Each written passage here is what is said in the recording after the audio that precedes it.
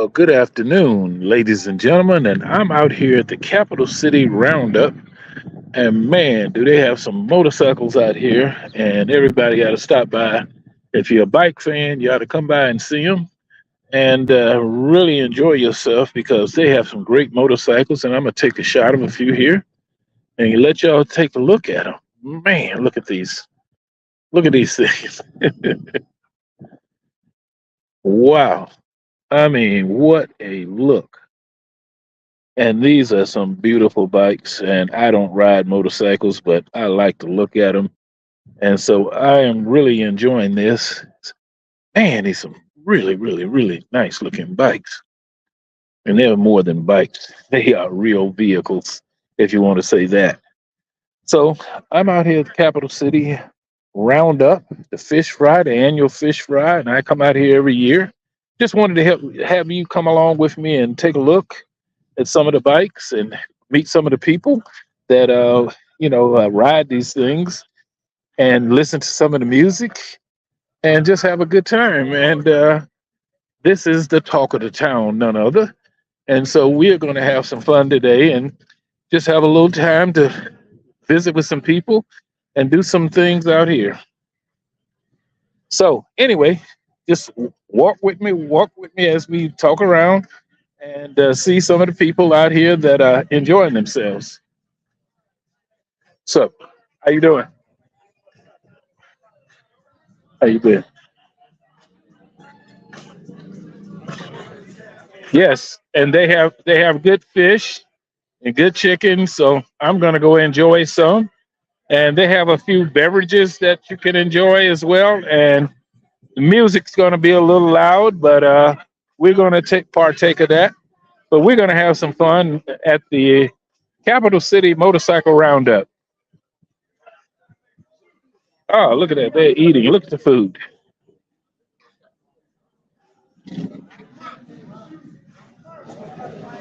How you doing? Good, good, good. I'm recording something, so I'm just good evening, gentlemen. How are you? I'm recording y'all for my podcast. I'm Frank, man. How you been? Anyway, I got Jody Hubbard here and George Wilson, Rodney Davis, and we're at the Capital City Roundup Fish Fry, Capital Cruises Fish Fry. I got tickets.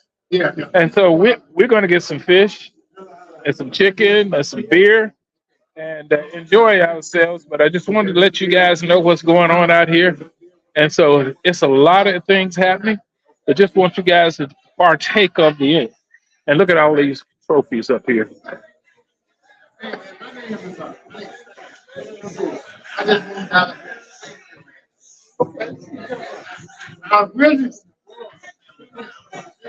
Okay.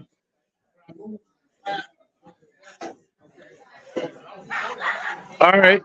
So we're looking, and we're going to go over here to the bar and take a look around and see some of the people over here. You- Hey, you guys supposed to be working, man.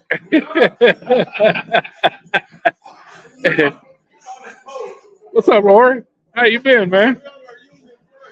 Well, a union break. Anyway, I'm recording because I'm putting you guys on my podcast tonight. All right. So we're gonna have a little check out everybody and see what's going on. How you doing? Oh man. Good evening. How are you? Yes, you're gonna be on my podcast this evening. So what's up, my brother? How you doing? Trying to have a little fun and check out Capital City Cruises Fish Fry. So anyway, I got to get some fish now. I'm through recording.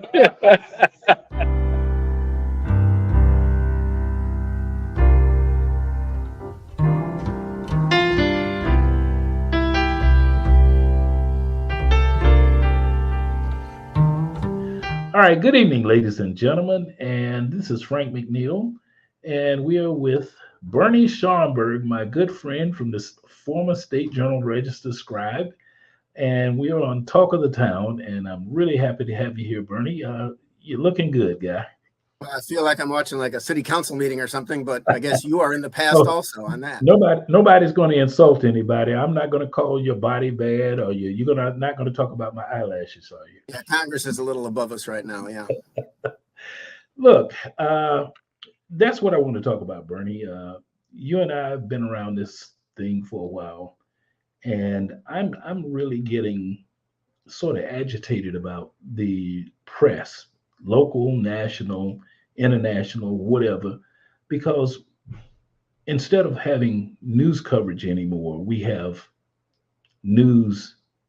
Uh, which how do I call it? News. How you will Analysis. slice and dice. Oh, okay. And so, as a former reporter and a guy that remember when they had the fairness clause that you couldn't write anything Yeah, about the fairness doctrine. Well, that it wasn't about writing. That was just about broadcast because of federal broadcasting. regulation of airwaves. Right. But that went out in about 92 or so. Right. And I think as a result of that, things have just gotten absolutely worse. And because people can just get on the airwaves and lie profusely, and nothing's done, nothing's said, nobody cares anymore. I mean, what do you think of that? Well, obviously, a lot of this has to do with technology. When there was a fairness doctrine, there were basically three or four broadcast, three major broadcast networks in the country, and Right. then, CNN or whatever came on, or TNT. When things happened, TNT first. but now there's been a proliferation of media. That's one of the reasons it's basically impossible, I think, to regulate what's being said. Certainly on cable networks, because they're private business. That's not even airwaves. And certainly, there are still lawsuits possible.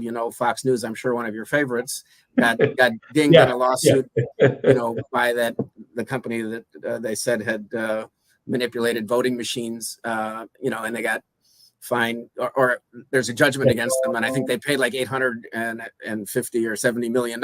So there are still some laws that apply, but um, it is true now with the internet, as we are talking and seeing each other on computers right now. Anybody with a computer in their basement or attic can be a broadcaster and can potentially reach millions of people. So a lot of the old ways of just the regulation of media is out the window, because it's stratified, and people clearly I think it's been, I don't know if it was intended, or I think mostly unintended, that the proliferation of easy access to a wide audience has yielded a stratified system of media where people look for things that reinforce their views, that feel good to listen to, and they get it. But I will also say, you said the media isn't still covering. I still think that there are broadcasters and reporters for major networks and some smaller networks that I think do a good job. Other people might say not. But I think people still try to use the basic tenets of journalism to be fair, to get the other side, to say what is there without interpreting to the point of adding an opinion that others could easily disagree with. But Right. also, certain cable networks, as you know, kind of pride themselves on pushing an agenda. And you can argue how many of them are doing that. I think less than some think, but it is what it is. Well, and that's part of the issue that I want to really sort of dig down into. Uh, Two major networks, MSNBC and CNN, right now predominate. There's no more. Well, there is still ABC, CBS, but primarily people are looking at CNN, MSNBC, and Fox News. And I sometimes wonder why they have news on the end of Fox, because it's Fox opinion and not news. And MSNBC can be left leaning, but they try to give you more of a news, and so does CNN, even though Well, they are I mean, not as some would argue with you. I mean, MSNBC is certainly on some of their talk shows. Lawrence O'Donnell, for example, very Sure. opinionated. Lawrence is very opinionated. The whole show is opinion. Rachel Maddow, you can argue, is a lot of opinion, although there's a lot of facts there. Yeah, absolutely. Fox News, they have Brett Baer, who's kind of, closer to the middle. But then you have Hannity on Fox News. Let me admit, I don't know the celebrities on Fox News. Well, I mean, and there's Sean Hannity who talked to Trump all the time, and they made Tucker Carlson famous until he went completely off a deep end, and so and I personally agree with you. I think Wolf Blitzer, CNN, pretty straightforward. But if you talk to people on the right, they say CNN is completely biased. No, some of them don't watch it and say that because that's what they're told on Fox. So it's a difficult situation. I also think, I watch a lot of NBC News with Lester Holt. I think it's straightforward. I enjoy seeing the polished presentation. I think 60 Minutes still does a great job on CBS. Right. And those are long form stories. I think CBS Sunday Morning on network is long form stories that are feature stories and sometimes political ones, but often lifestyle, that are great reporting and wonderful production. So, there is still a big market, and I'm not sure about those numbers if most people are watching those cable networks, but if you're a 24/7 news person, that's what you have to watch, because that's where you go to at any time of day or night, and you can see the latest from the Trump trial. Unless you're watching Fox, you see the latest from the southern border, because they emphasize different things, clearly. Yes, absolutely. This is all that I'm so glad we're having this conversation, because I think I get a few people that watch my podcast, and I'm getting responses, and I'm happy that they're listening, and hopefully we can give them something a little bit different than the major networks, and something that they can listen to and say, we gave you something of our opinion, but we're talking about the reality of what's going on in the country today. And that's where I'm really, really getting depressed about the delivery that we get every day, and the onslaught. And some things are just so blatantly bad that you just say, why did they do this? And some things, and I don't even go to anything like Newsmax or I just can't do it. I'm sorry. But on occasion, the other day I had to take my brother for a doctor's appointment, and he couldn't drive, so I had to drive him. And so I'm in the doctor's office, and I had a Zoom call coming. So I said, well, let me get ready for this. And as I was setting up my computer, Fox News is on, and a couple of other patients came in the room, and it was a gentleman, and he started, and he said, boy, I can't wait. I just love to go to see Trump Tower. And, I'm biting my tongue, of course, in the corner. It was probably not of your political persuasion, I'm guessing. No. And it was Fox News, and they were railing about this was election interference, a guy that's been charged, a guy that's been investigated, and he's already been convicted or found guilty in a couple of things. But yet and still, and those are in civil court. Yeah, but everything is that here's a guy that was born with a silver spoon stuck in his ear, and all I hear is grievances at how terrible he's being treated, and how everybody's against him, and he's got the best lawyers in the world.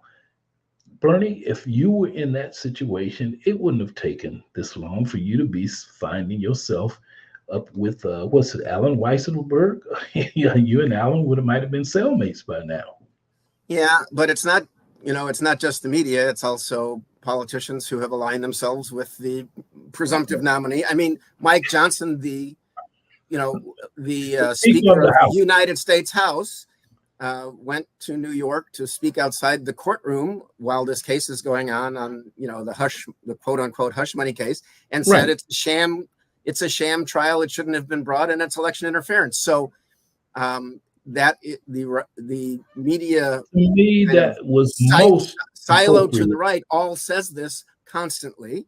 And on the left, you're getting the analysis of saying, well, this looks like maybe a strong case, although with what Michael Cohen said under cross-examination Friday, there's, some question. Certainly they raised a legitimate question about how he interpreted or remembered one phone call that was very critical to the case. So we'll see where the jury goes. It is a jury selection. It is a jury now case.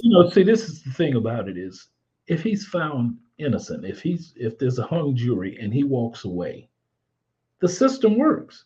I mean, whether he's guilty or he walks away, the system is working.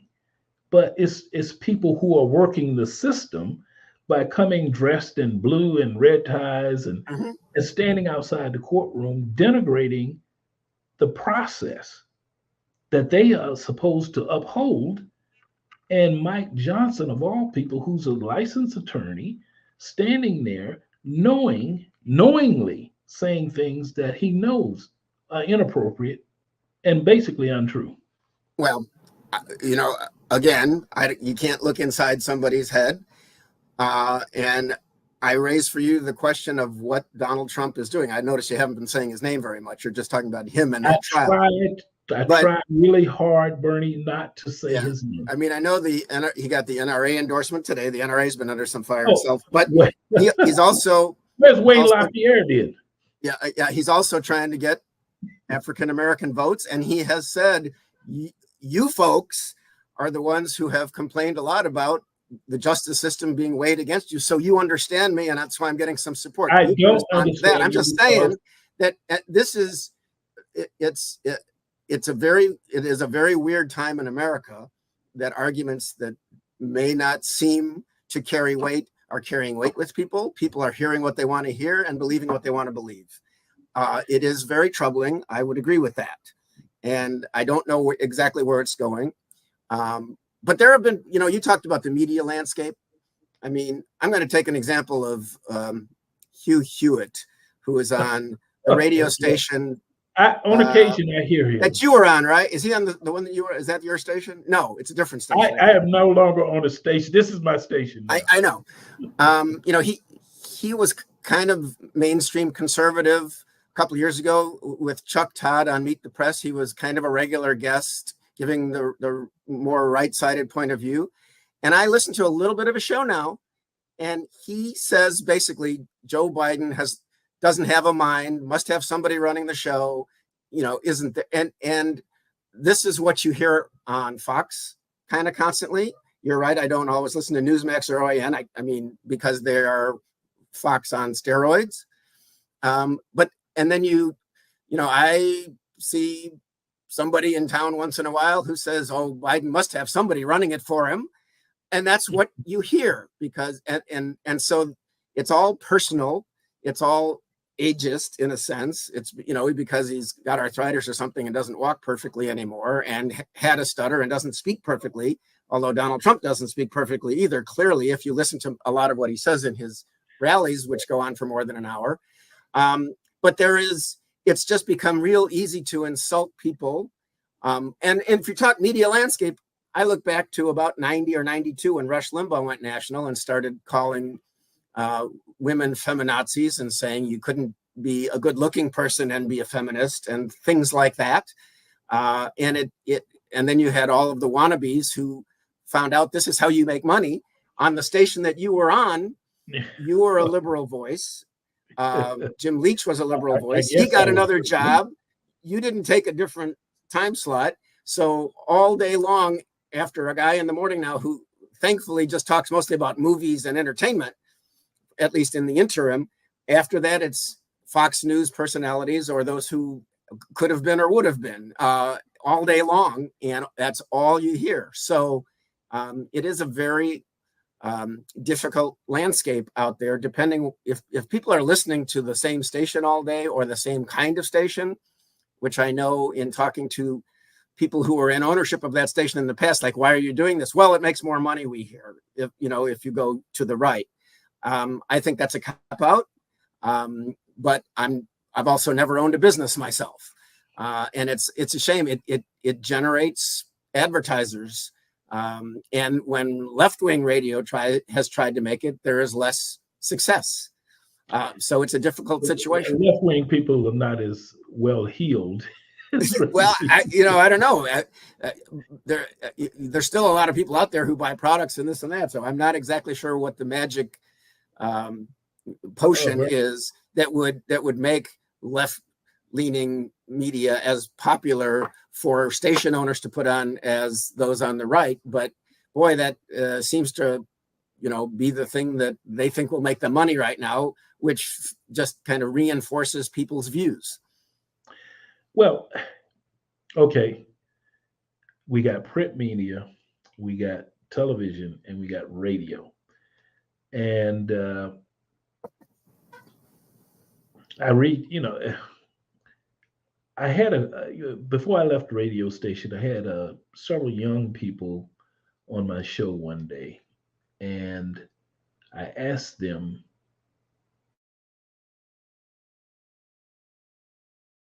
I think you froze on me. and oh, you're back, and okay, now you're back. We're having some internet problems, so hopefully you're stay back on. But I had some young people on my years ago, and we got a weak signal here on my internet. So I can hear you. Your face is frozen, but I can hear. Okay, now you're moving. Anyway, keep on. Okay, we got a better signal coming in. I don't know. My signal is going in and out, so I'm gonna have to improve my signal here. But I had these young people on my show, and I asked, and the young man told me it was his phone. He got all of his information, all of the news on his phone. Yeah, right. And when I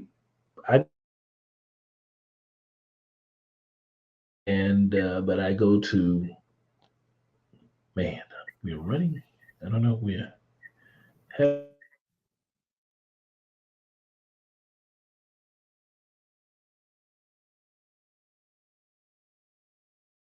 We can reconnect if you wish.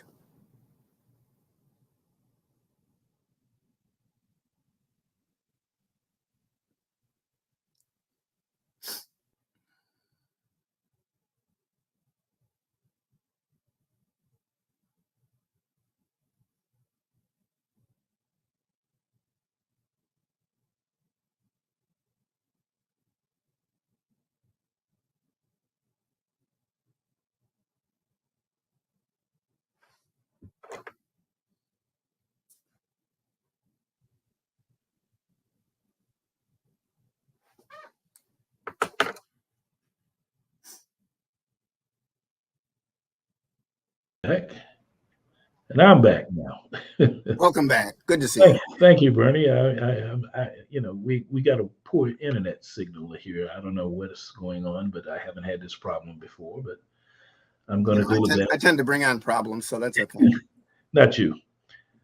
Anyway, the young man was saying, I get all my information from my phone, and when I look at the type of information that comes through the phone, you can subscribe to certain news feeds or whatever. And when I read some of these news feeds, I sometimes look and say, where did this come from? And you can go to the media outlets, and when you start doing it so much, you know that there's right-wing writers and left wings, and all of a sudden you can tell almost surely where a story came from when you read the story, because it's according to who's being denigrated and who's being cheered. And you say, oh well, I know this. And then when you go down and what's the New York Post out of New York? That's right. But it also depends. I mean, I think a lot of young folks are not going to spend a lot of money subscribing because so much is free. And if it's free, you very well might get information from one silo. I mean, I don't know if you do the same as I do. I get the SJR still delivered at home, and I have its No, app. I don't. Okay, I have its app. I have the Chicago Tribune. I read the Sun Times. I read the New York Times. I read the Washington Post. People might view all of those in one box, but as you see, I also click over to Fox now and then and see what's being said in other places. So you can get good information, but there's so much free, and young people have really learned in the internet age not to pick up a newspaper, even if given the choice. Right. So it is a difficult situation, but the fact that it's on the phone alone, I don't think makes it bad. But the fact, if you're not a sophisticated watcher, listener, viewer, it's really easy to fall into just looking for what you like. And certain apps or sites, if you click on certain things, even Facebook has been criticized for this over time. If you click on, all articles from one side, you'll get more because they know you like them. Right. And well, so it just speaks to the divisions that we have. What do you call them? The things that dictate where you go. I'll think it's logarithms. Logarithms, yeah. The logarithms evaluate what you're looking at or what you're reading, and they keep giving you more of it. Yeah. I mean, that's basically where it comes down. And they give you more and more, and the more you do it, the more they give you. Yes. Have you discussed press forward with your listeners, watchers? Not yet. I'm not ready to go there yet. You're not, because you don't want me to talk, because it's been public in the fact of that it is happening and a study is being done. So I can talk about it or not if you wish. Let's save that, because I want to get you back, and that'll give us something to talk about the next time. All right. But you said something that I was going to respond to, and that was Donald Trump saying that there was some causal relationship between Black people and his plight. Well, he's saying he thinks Black people will like him more because he's being treated unfairly by the justice system, and so many Black people have said they have been. And I knew I'd get a response from you on that, and then I went on to something else. So yes, that would be good to get your response to that. I'll bet you don't agree with him. Absolutely, I don't agree with him. And any Black person that had the kinds of issues that he's had truly would not be outside talking on the street and complaining about it. There is a place for those Black people that had these kind of problems, and they're in jail somewhere. And they wouldn't have gotten the benefit of the doubt. They would have been prosecuted fully and to the fullest extent of the law. And it really repulses me for him to say that. And for unfortunately, some Black people do believe that he's being treated unfairly. But at the end of the day, how many Black people can raise millions and millions and millions of dollars to defend themselves and continue to step up to the plate and just blatantly lie, and people still say it's okay? I mean, we got U.S. senators, congressmen who stood before a camera and said, do you believe, or will you accept the results of the 2024 election if Donald Trump loses? And they have to think about it. I mean, where are we? That's why I want to including your favorite senator, Mr. Scott. Yeah. Bernie, don't go there. I remember from your show. Yeah. Okay. Yeah, Mr. Scott. I will say that. I mean, there is a combination of just things that have made Donald Trump the most unique figure in our history, and in so many ways you can. And I am one who fears for democracy, but then he turns everything around with his bullhorn of a voice and says it's Biden who's threatening democracy because they're trying to jail me, your leader. It is. We've never seen. You and I have known a lot of people in political life who have been looked at by prosecutors. Yes. Mostly they clam up, they reach a deal, they go to court, they leave office. Some occasionally they beat the rap and keep serving. We've never had anybody who just denigrates the system and uses the bullhorn that they have achieved of national fame, which was developed by Mr. Trump over decades of being on television and being in the media and promoting himself. So, the art of the deal, which was, as we know, ghost written, and yet people thought, wow, look at that guy. He is where a lot of people might want to be. Then he turns to politics. Then he realizes the Republican Party is a place where he can flourish. And then he realizes that if people are having any economic problems at all, he can blame it on other guys. And he is like a constant bullhorn. And I've never seen anybody charged with crimes who so blatantly attacks judges and prosecutors and witnesses, some of whom he can't. Can you imagine me saying some of the things about the judges? Because of where he is in America, oddly, he gets away with things nobody else has been able to. When I had a column, and I used to do a predictions column, when he was running against Hillary Clinton in 2016, I predicted we would start saying Madam President after the election. As well as almost everybody else in America, including, I think, Donald Trump and his team, was wrong. He won. It turned into 4 years like we've never seen, partly because of the pandemic. Don't have to mention bleach.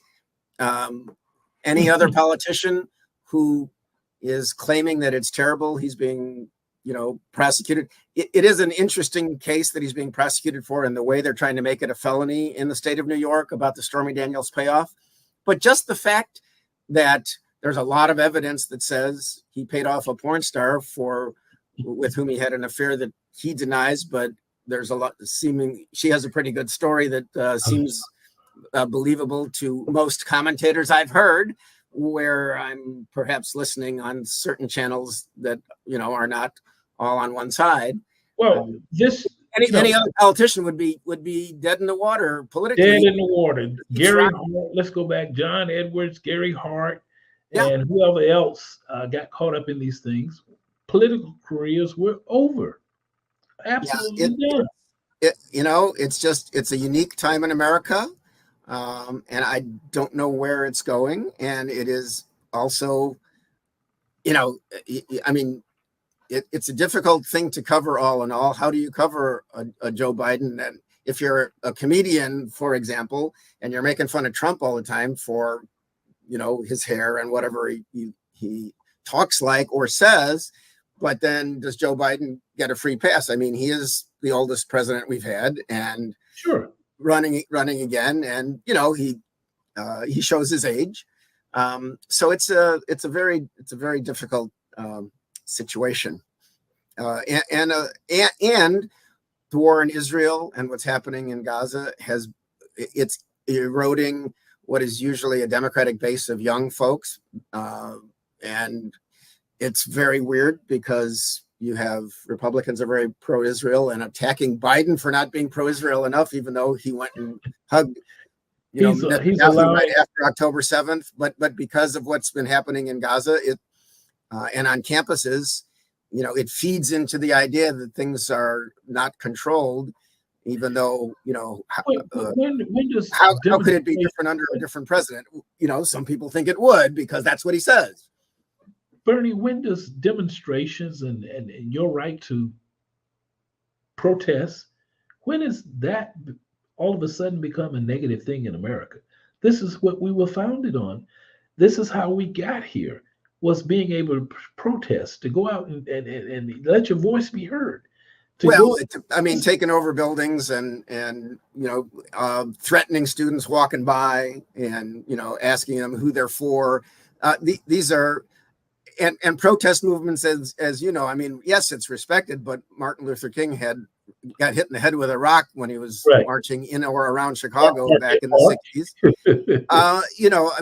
It's and most people, and Nixon won re-election shortly thereafter because of all of this.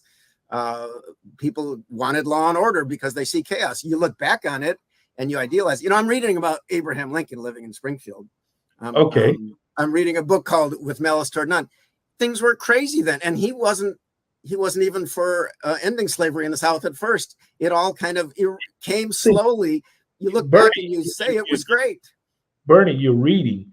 If I could end slavery without dissolving the Union, I would do so. I mean, that's sort of a paraphrase. He's saying if I could stop this war without freeing the slaves, I would absolutely do it.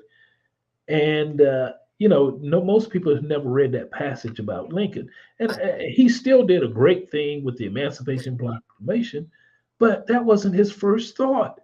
Change is hard and ugly, and sometimes it just kind of happens. And the fact, in that case, I mean, they needed soldiers in the Civil War too. So the Emancipation Proclamation allowed, enslaved people to become soldiers in the Union Army. Yeah. So nothing is as clean as you think when it was happening. And, Martin Luther King I was at the 20th anniversary March on Washington when Stevie Wonder was singing Happy Birthday and right. Jesse Jackson was calling, for the holiday for King. It was just about to happen in 1983 back then. And, but, if you look back 20 years, especially with J. Edgar Hoover and the FBI, Martin Luther King was a bad guy and was portrayed as one as often as the government could make him look bad because he was, stirring the pot. What's wrong with our society? And remember when Arizona was put on a do not go there list because they refused to accept the Martin Luther King holiday. And the economic impact was so bad that Arizona said, oh, we are going to go along with the program. But these are the kinds of things that protests have an impact on. And all of a sudden now you can't protest anymore. Martin Luther King was protesting the Vietnam War, and a lot of people believe that's why he was killed. Because this was an anti-quote American at the time. Yeah, I'm just saying that when you look back and protest has caused change and has brought change, you can say how wonderful it is. And I'm not disagreeing with that change was necessary and appropriate, but it's messy when it's happening. And a lot of people are against what's happening. Absolutely. That's why you have to be in the streets. Nothing is easy, as we say. Nothing comes easy. There is my grandmother used to tell me, you have to sacrifice. And this is where the American people don't understand sacrifice in a large extent. That is, there is no progress without sacrifice. And this is where we are today. Everybody thinks things just happen. They don't happen. There's pain associated with making things better. And I think that we believe that everything ought to be seamless. It's just going to happen. No, it's not going to happen because there's always somebody on the other side saying, hey, I don't believe what you believe. Well, I'm talking to a man who was one of the people who brought a lawsuit against the city of Springfield to change its form of government. You're talking to a guy who has had a reasonably easy life. And I ended up becoming interested in public policy, but I've always done it as an observer. And as an observer through the press, with the ethic that I have in it, which is to be fair to both sides of every story there is, and more sides than too often. I'm not the kind of, I haven't voted in a primary in decades because I try to maintain independence. At least the outward. I will be fair to people and give them their view. And when I run into people in town, most of them think they were treated fairly in the column from whichever side they're on. And I always told you were the fairest reporter I ever ran into. Thank you very much. You had one guy on your staff that if I saw him today, I'd probably punch him. Well, we'll talk later about that. But I will say that I am impressed by people on both sides who go out on a limb and make things happen. But I also have a great idea how hard that is. It is not easy. Because in calling everybody for a story, I tried to maintain good relationships with them, especially in Springfield where you run into everybody from time to time. But when you take a real stand and it's going to hurt somebody, you're going to lose friends. You're going to find people who are very upset with you. And that's a hard thing too. Just that. But It's hard to make change. But at the end of the day, if the story is true, if your Yeah. facts are there, people have to accept the facts. Yes. It's that's where you cut the, as I say, that's the way you take the shaft from the corn or whatever. If it's a fact, it's a fact. You can have all the beliefs you want, but you can't Right. change the facts. Yeah, but you, for example, helping change the form of government in Springfield, there was a commission form of government. People believed in that for certain reasons. Now Sure. there's an aldermanic form of government. You believe that was a better way to represent people, and you won. So, that's not necessarily a fact thing. That's an opinion of what will work better. And, Right. and hopefully it does. But there were legal precedents, like Section 2 of the Voting Rights Act, that was on my side. Well, there you go. Which that takes. The Voting Rights Act, which has been denigrated severely by John Roberts and Clarence Thomas and the others, they're trying to neutralize every law that gave African Americans an advantage. Not so much advantage or equity, if I can say it that way. It wasn't about an advantage, it was about being fair. I think the Supreme Court is going to be another one of your podcasts. That's what I think. Because there's a lot going on. One of these days I'm going to get around to it, but I'm a little bit angry right now. I'm so angry with Samuel Alito to sit on that Supreme Court and put him and Clarence Thomas in the same boat,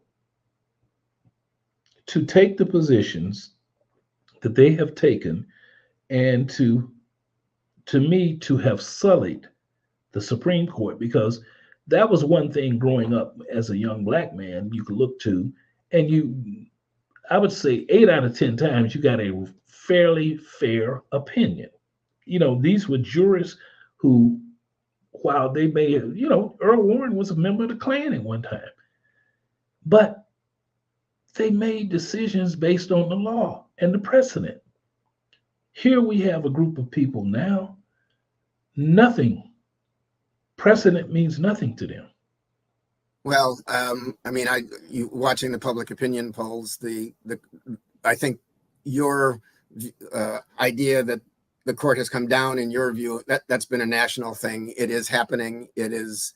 I certainly understand it, and I think the controversies are something that ought to be dealt with. Dick Durbin of Springfield, who is chair of the Senate Judiciary Committee, has said Samuel Alito should recuse himself from anything dealing with January 6th because of, the upside down flag that Alito says his wife put outside of his house. I guess. Yeah. Okay. But my wife asked me, what do you do? I throw her under the bus like that, Bernie. Well, it's again, if you listen to different media outlets, you're going to get a completely different view of this, and it is very unfortunate that things you would think are clear and everybody would have the same opinion, they just don't anymore. And it does make me fearful. I mean, I don't mean to get too deep into this, but my mom was a survivor of Holocaust inflamed Europe and came to America somewhat malnourished. She didn't have it as bad as some, but was chased around different countries and was in French camps with almost nothing to eat. And she, it took 4 years after getting thrown out of their house for she and her parents to get to America in 1942. And I really never thought that Americans would succumb to a kind of a fire hose of misinformation like I think they are in many cases now, because that's what happened in a very sophisticated European culture in the 30s. Because of some bad economic times that I don't even think, we have tough economic times, but it's not so bad. What was the stock market yesterday? 40? Yeah, but of course, if you're not invested in stocks, it's also true that I just read a story that 1 in 5 people are maxed out on their credit cards in America. So people we are used to everything getting better all the time. And some people, people are living paycheck to paycheck, as that famous Governor Pat Quinn always said for 30 or 40 years of his political career, which still goes on. People do live paycheck to paycheck. And so if gas goes up and eggs go up, you're in trouble.